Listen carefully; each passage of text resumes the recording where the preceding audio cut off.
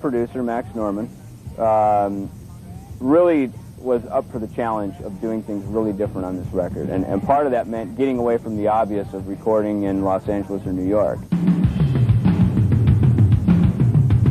It was a very cost-effective move for us to come here, build a studio in the warehouse, have our own controlled environment, and worked out real well. I think because of where we're at, you know, with the relationship between all the band members right now, that it's definitely the best record we've done. Everyone has really, you know, improved a considerable amount. This album, to me, is heavier than our last album, I think. It's very crushing, and we took the attitude to go in and make songs. It wasn't about how good our parts were going to be or if we were playing enough. The music hasn't changed.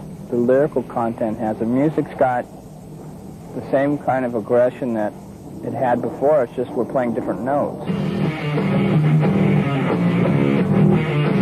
The music that we want to make, and we enjoy what we do, and that's why I think our music translates across the board so well, because we're doing what we love to do, and we do it. It's our life.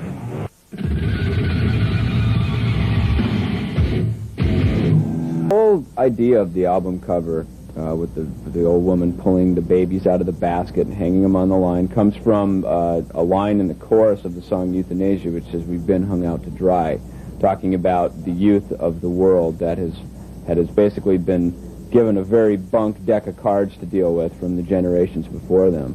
And I know everybody, it's funny because people either really love it or they hate it because they think it's cruel, you know, but at the end of the day, I mean, no babies were hurt when we did it.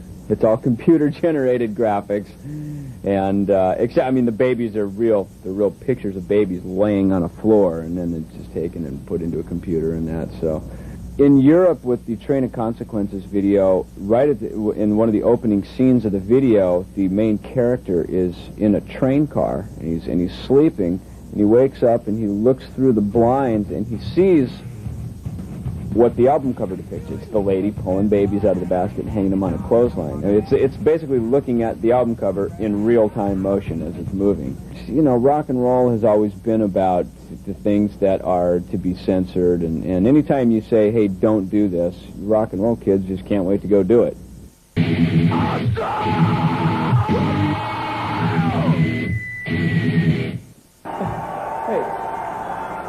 come here. These guys have cotton in their ears.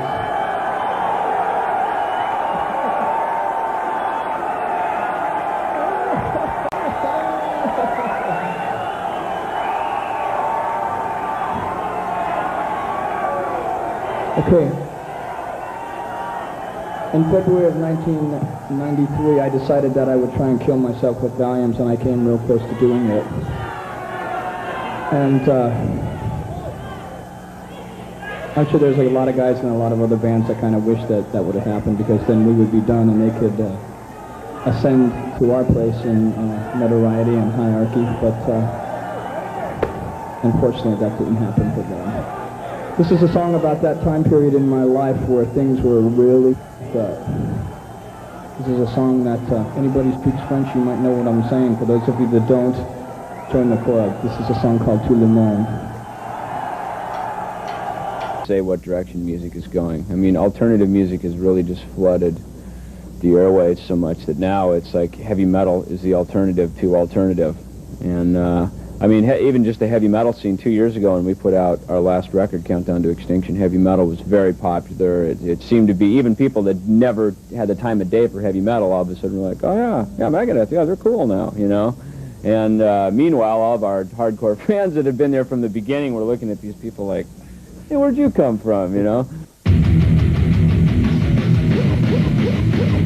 Computer hacker for a few years now. Actually, all of us have Macintosh computers, and in fact, if I didn't play bass, I'd just sit at my terminal all day and like work on my computer. So once the website came in, it was very cool that we were able to be able to access it. The first time we ever checked it out was at our release party in Los Angeles on Halloween. They had some computers set up so we could go online. There's a room called the Mega Diner that you can go on, and it's a chat line where you can interact and talk back and forth with people.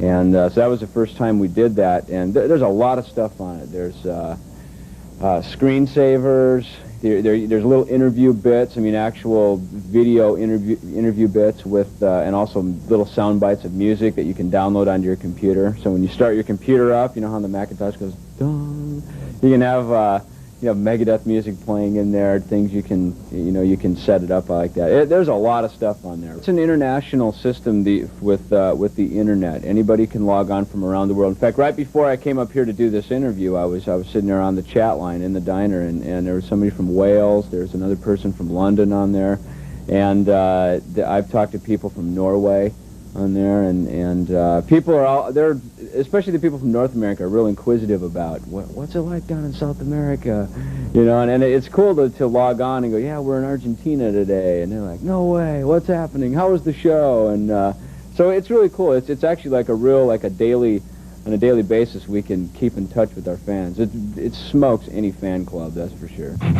Internet over at our release party, like he was talking about, I was so surprised how many people are asking technical guitar questions and stuff like that. And I actually do have a column in an American Guitar magazine where I answer a lot of questions and talk about what I'm doing and stuff like that. But what I'm going to do is I'm going to have like a room where people can ask me questions, and then I'm going to come in when I have the time and read all the questions, and I'll say, well, Tuesday I'll be in at 2 o'clock.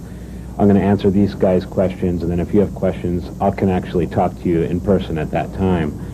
And it's really kind of cool because it saves a lot of grief, especially for the kids. I mean, if I was growing up and I wanted to learn about guitars, it's just direct. It's like that. It's not like, well, you send a letter to the magazine, maybe they print it, maybe they don't. This way, you can take care of like 20 kids in an hour, you know, with all their questions. And I plan to have like a tablet or template, you know, with little guitar details and stuff like that, and all the stuff that I wish that I had.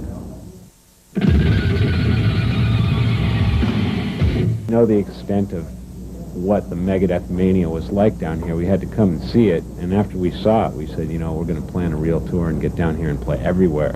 And I think even now we're planning another tour down here because we're seeing how things are going. We'd like to get even to more remote areas, you know, like Venezuela and, you know, Peru and all that. So I think in this tour we've got 4 cities to play, but we're doing like 4 or 5 shows in each town, except for Chile, which was just 1, but we'll be back. It's very chaotic. I mean, just right outside the hotel, there's usually a couple hundred fans waiting out there, and having to have security people take us from our room down to eat breakfast and things like that. I mean, it's not. I mean, sometimes it's like that in Japan, but it's never that chaotic in the United States. I guess everybody's too cool for school there anyway. But you know, I mean, it's funny. There's a thing out in a Sheraton hotel logo written in sand out in the front.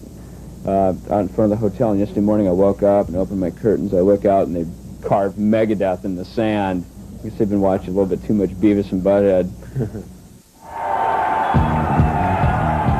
Definitivamente mega importantes los Megadeth, y es por eso que hemos dedicado lo que fue una presentación de ellos que hicieron a finales del año pasado exclusiva para MTV, para que pudieran ver un poco material del Countdown to Extinction, material nuevo de este famoso Euthanasia como Tout le Monde y bueno, Train of Consequence, todas esas cosas que ya están acostumbradas a escuchar, aparte de todo lo que ha pasado antes con excelentes álbumes como Peace Sells, cosas que recomiendo, el tiempo de Anarchy in the UK, el tiempo del Killing is My Business and Business Good. Definitivamente una gran banda la cual por fin se merece un especial, aunque sea parte de Headbangers, fuera de Headbangers. Ustedes saben que si quieren conectarse con la música metálica en serio, tienen que hacerlo en MTV todos los sábados a las 9 de la noche de la hora MTV.